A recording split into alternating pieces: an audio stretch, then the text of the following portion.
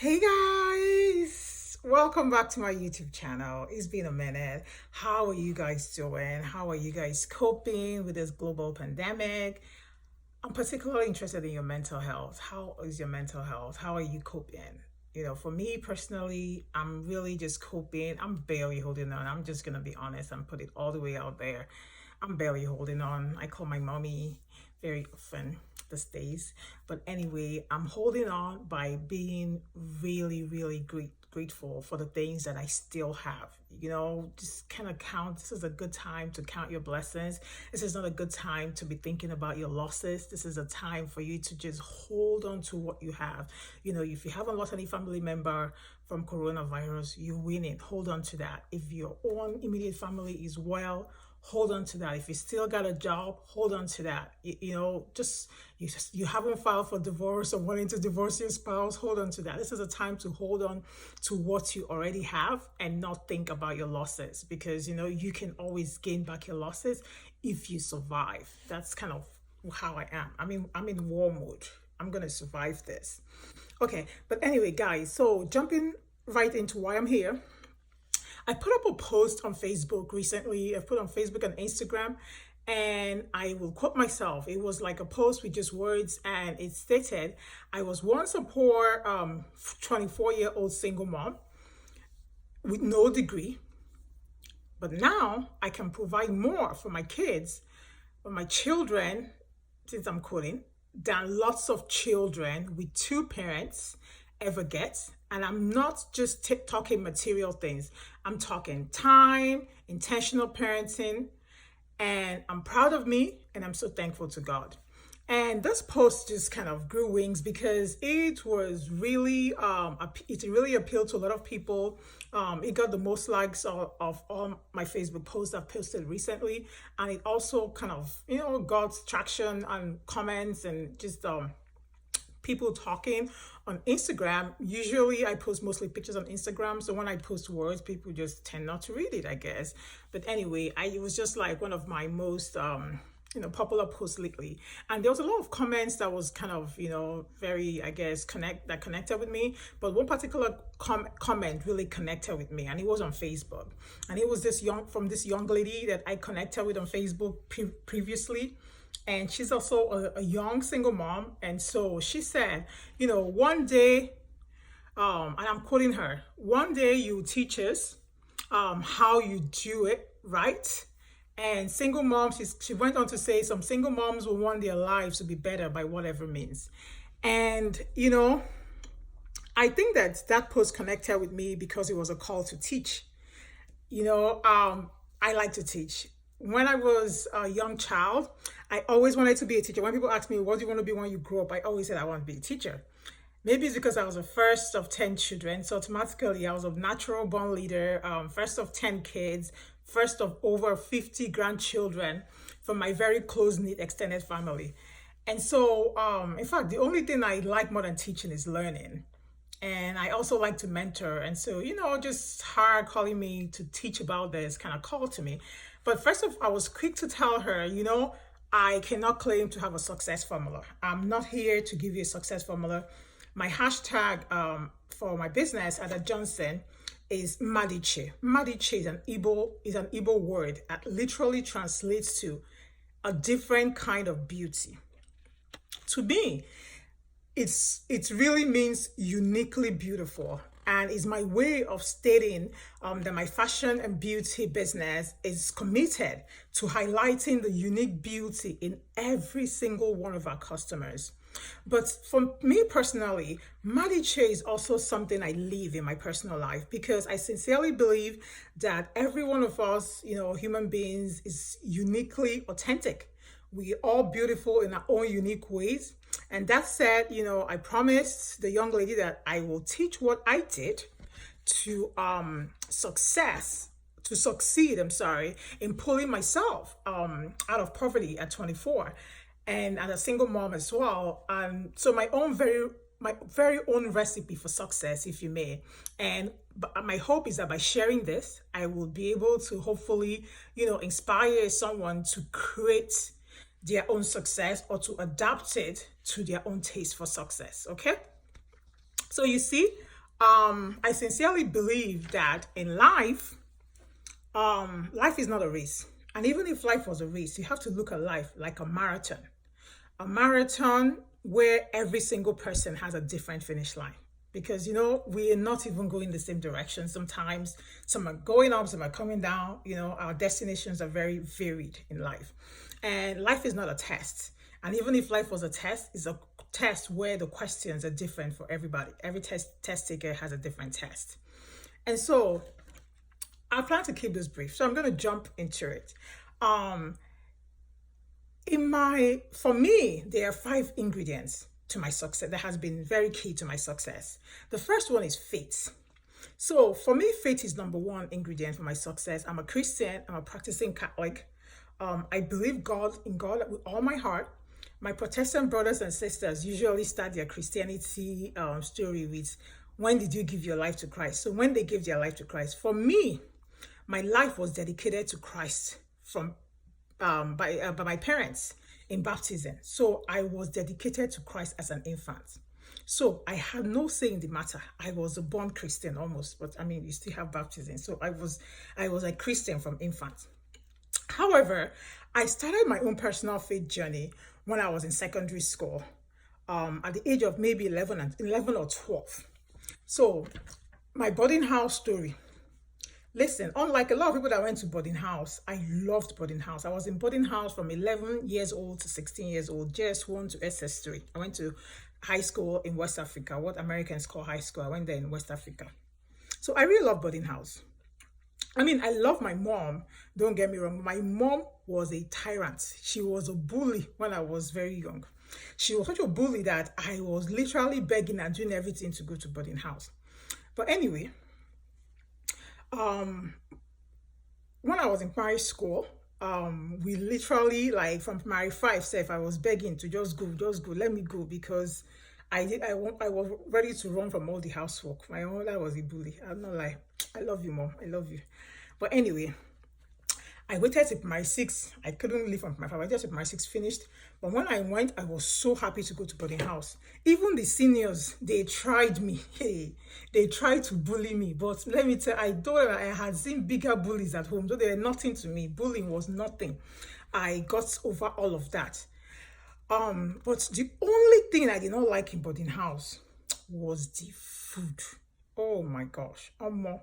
I learned what starvation meant in boarding house. Like, in boarding house, I learned that it will take more than, maybe up to even a month, 30 days, before a full, healthy human being will starve to death, because I starved. I think I at least stayed 7 days, if not 10 days, without eating almost anything. And I did not die, but it was real. The hunger was real. So, I usually would not eat anything because I didn't like a lot of the food. I don't consider myself a picky eater or anything, but I'm just the kind of person that if the food tastes bad, I will not eat it. I've been like that since I was young. I'm still like that. That's actually one of the secrets to me staying, nice and beautiful at 41. It's not really that I don't eat. I love to eat. I'm a foodie to the core. But let me tell you, even if I put 1 spoon of your food in my mouth and it tastes bad, I'm not eating anything. I'm going to just stay hungry. But anyway,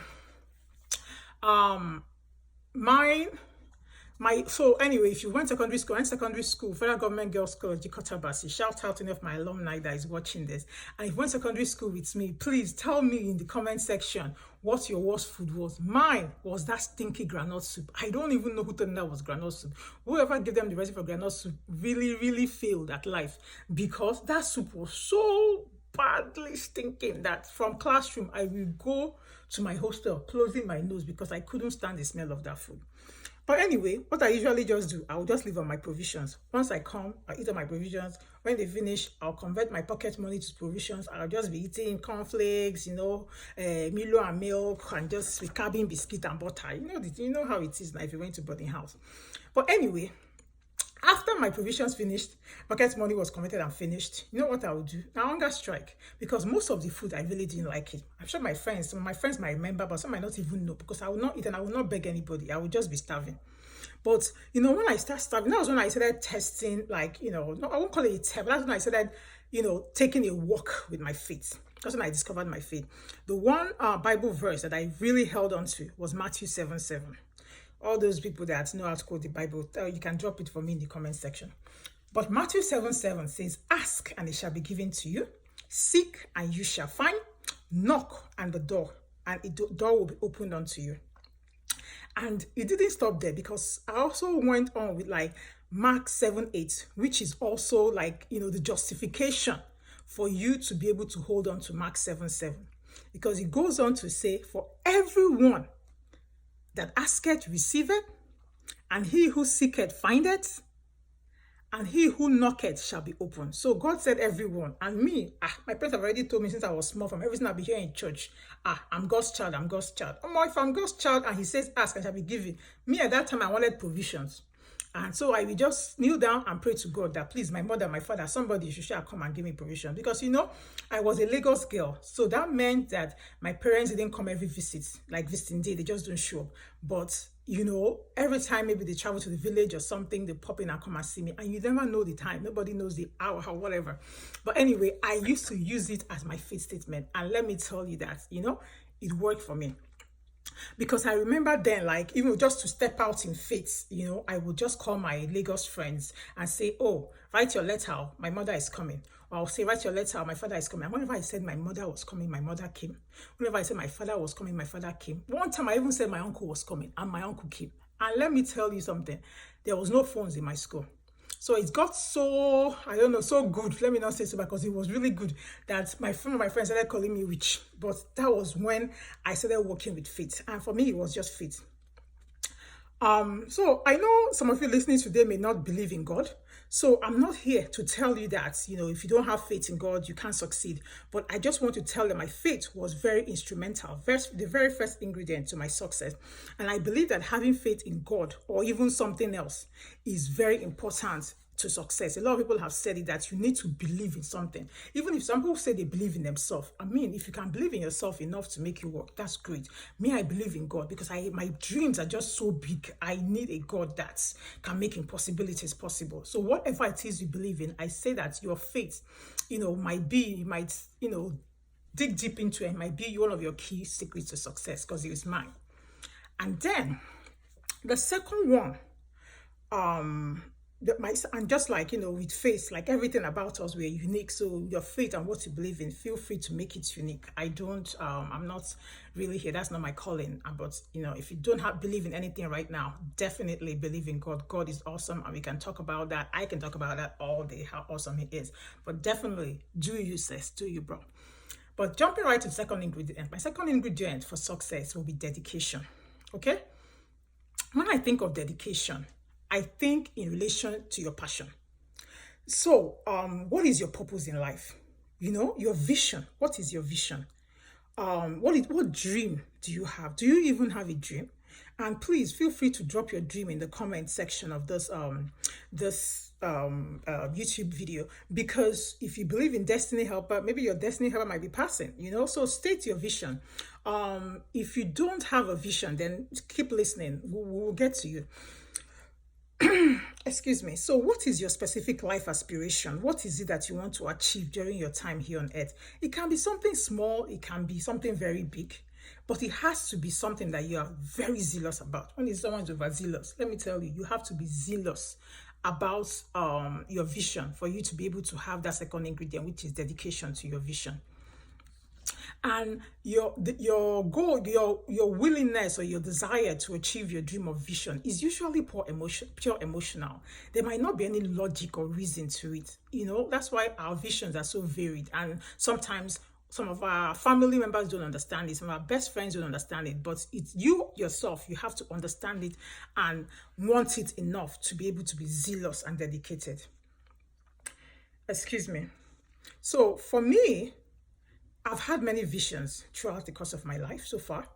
And I've had many visions. And I will use the vision I had as a 24-year-old poor single mom before I ever got a college degree to kind of tell you my story. So I was 24. I was finally back in school. I finished high school at 16. So I was not a dumb student. My WAEC result, I got 5 A's and 3 C's. If you know what I'm talking about, if you know, you know. If you know, you know that that was not a bad WAEC result. So I wasn't a dumb kid or anything.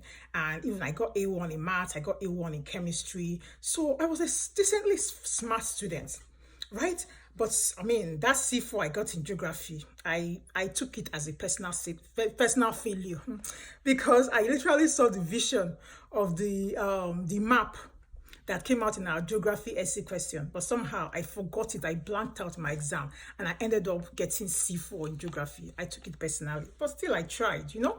So I finished high school at 16, but somehow I ended up being a college dropout, quite honestly. Long story, for sure, for another day, but I ended up being a college dropout. But at 22 years old, you know, after scraping enough money from my 2 jobs I had then to save, I started taking some classes at Bronx Community College. I used to work there as a newspaper delivery person, as a cashier in a grocery store. That was my 2 jobs I had at the time. So I just saved up enough, started taking classes. I wasn't even in school full time, just taking one course here, one course there.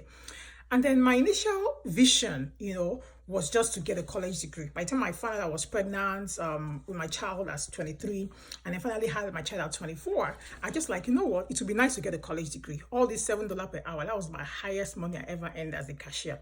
$7 per hour. And then my paper route, maybe the 2 weeks paycheck safe. I don't even know if it was 150 or something like that. Every day I used to go Monday to Sunday. They would not even give me up to $200 a week. God day. Poverty is a bastard. But anyway, I figured, you know, I love chemistry, I love maths, and there was a need for science teachers in New York at that time, and so I could really get a job easily if I get do a double subject major or single subject in maths or chemistry or even both. You know, I'll just get a job as a teacher. At that time, teachers were in New York were paid like what, 45K, 50K. So it's definitely a major upgrade from my $7 per hour job, and I'll have a nice, you know, job that had benefit for my child as well. So, but while I was at Bronx Community College, one of my professors, my pre-calculus teacher to be precise, she convinced me to go study engineering, you know, and that was how I ended up at Louisiana State University to study engineering. LSU, where are my LSU folks? Go Tigers. But anyway, so once my professor convinced me to go to engineering, see, my vision shifted. First of all, my vision was just to get a degree, any degree, just something better than minimum wage, you know? And then it shifted to becoming an engineer. She really convinced me. So I carried it in on my head. So I actually took a semester off from Bronx Community College, you know, to be able to save enough money to be able to pay for LSU, even one semester just to start. But when I got to Baton Rouge, I also got another cashier job. You know, it's always easy when you have experience now. Experience, can you imagine? But anyway, when you have experience, it's easy. So I got a job as a cashier in Dixie, and then upgraded my newspaper delivery job to pizza delivery. I was a pizza delivery driver for Domino's Pizza back then in 2004. And then when I started taking class at LSU in the summer of 2004, I also took a 3rd job as a math tutor working for Center for Academic Success. Shout out to one of my biggest mentors, Dr. Sandra Maguire. But anyway, she took me in and hired me as a tutor, even when she barely had money to fund me. But she was a beautiful soul to me. But anyway, so now with a son that was less than a year old and this big task of studying engineering while working 3 jobs and still giving my son the best, my vision was just to get an engineering degree. That was where it ended. I just wanted an engineering degree because I believed, based on what my teacher convinced me, that I could do it. You know, I could do more than teaching. So now, in my mind,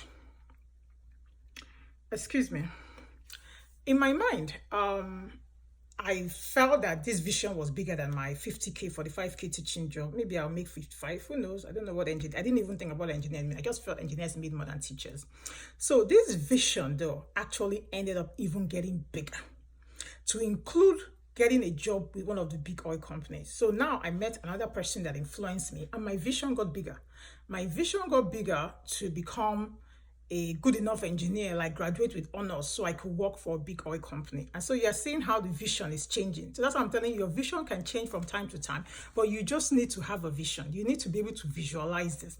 And so my dedication to my vision of giving my son the best was my driving force. And it just kept pushing me. And that was how I was able to achieve that college degree. So you have to be dedicated. No matter how the vision change, as long as it's a vision that you make yours, that dedication is there, you're zealous, that's the second ingredient. The third ingredient for me is self-determination. And what is self-determination? If you know, you can drop it in the comment. But for me, self-determination means free choice. It means something that you determine yourself, is of your own free will, and it's usually around your future. So pretty much your personal conviction for your own future. What do you want your future to look like? You being the most important, yourself. I'm raising two kings now. I call them kings because as Christian boys growing into Christian men, their calling is already set and is to be kings in God's kingdom by leading their families, which are pretty much, family, I see it as a mini kingdom in God's kingdom. So my sons, I'm raising them to be kings because that's their calling in life, is to be a king in God's kingdom. And I'm, helping form them into those kings. But anyway, one way I'm intentionally raising my children is to teach them the concept of faith, the concept of vision, the concept of self-determination very early in life, such that, they're already determined by themselves what they want to professionally do at a very early age. And constantly, I've been checking that, to make sure that it's not just my influence, it's them. And, they've been always, they've stayed very true to it. Self-determination for me is an ingredient that tests your vision to ensure that it is personal to you. If you stated, for example, that your vision is to own a beauty salon just because one auntie that you admire owns a beauty salon, my sister, it might not work. That's not your, that's not self-determination. You will lose it at some point. I don't think you'll be entirely successful unless you picture yourself. You can determine that this is something you want. You can picture yourself. It's not for any auntie. No matter where the seed is planted, self-determination is you owning that vision. So if you want to be an actress just because Kate Henshaw is an actress and she's cute, I love Kate and everything, but it will not work for you unless you can visualize yourself, self-determined to be an actress.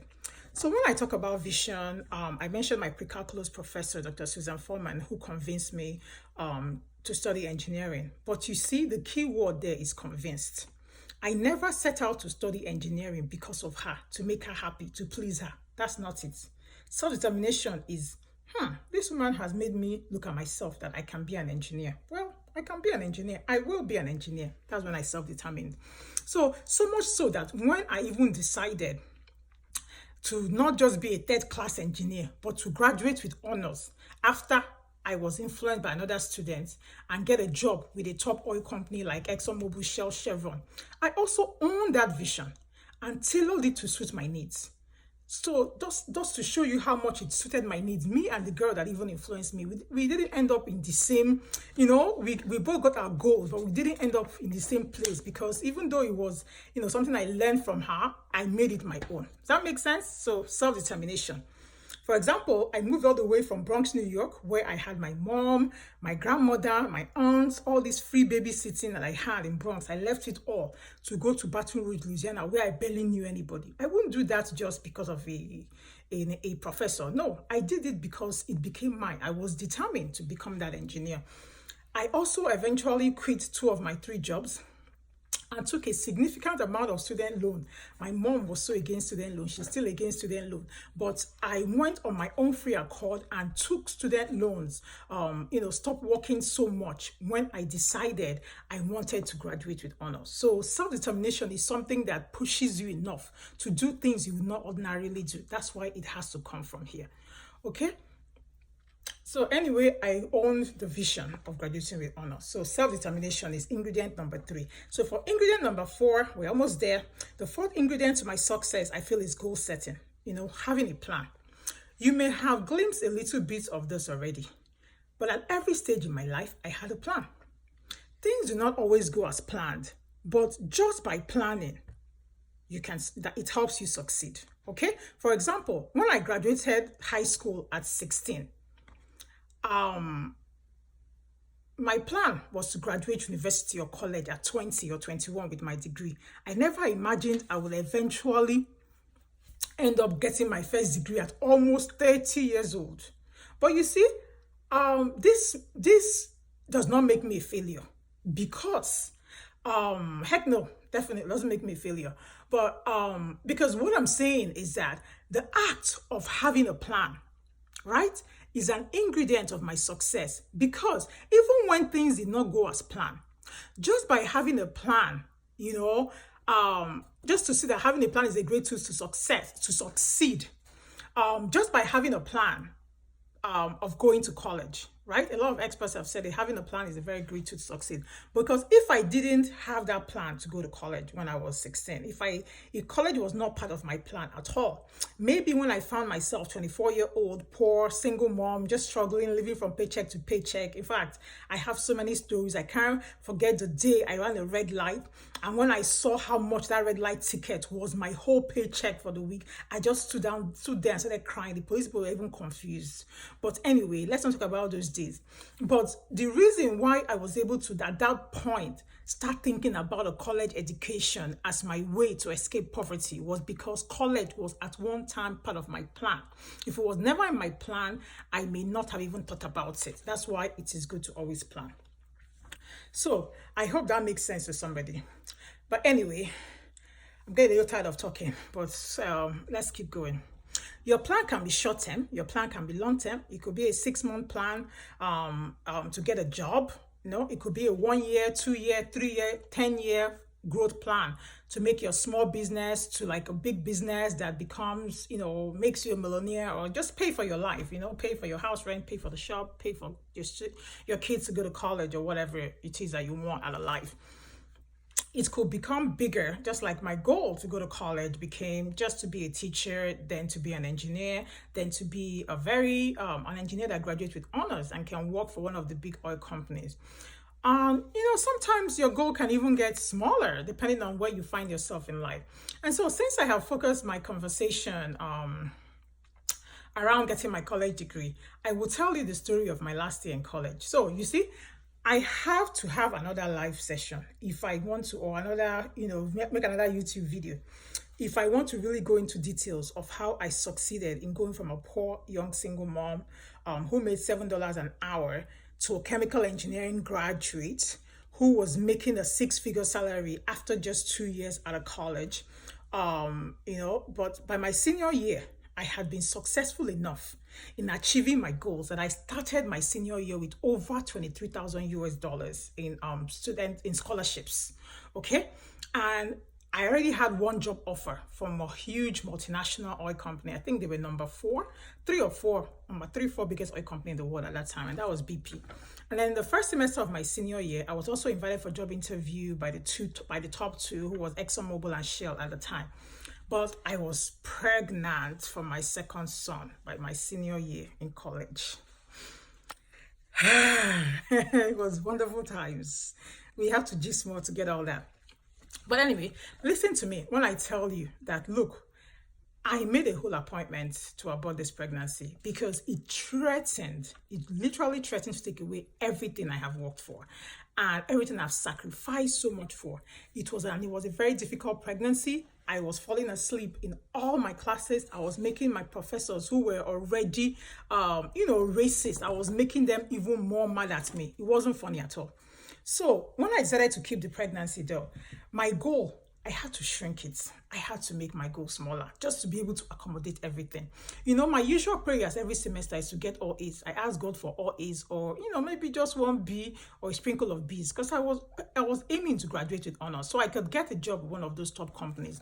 But by that last semester, in fact, my last 2 semesters, my senior year, I was just begging God. I said, God, just don't let me get F. I don't want F, because in my school that I went to, in LSU, then the engineering department, if you got a D, as long as your GPA was still overall 2.0 or better, you could still graduate. So I was just like, God, let me just graduate. My goal shrank. I just wanted to graduate on time. I didn't want to get any Fs or have to delay my graduation because I already had a job. That's the honest truth. I already had a job. I was barely my first semester in senior year, but I had a job.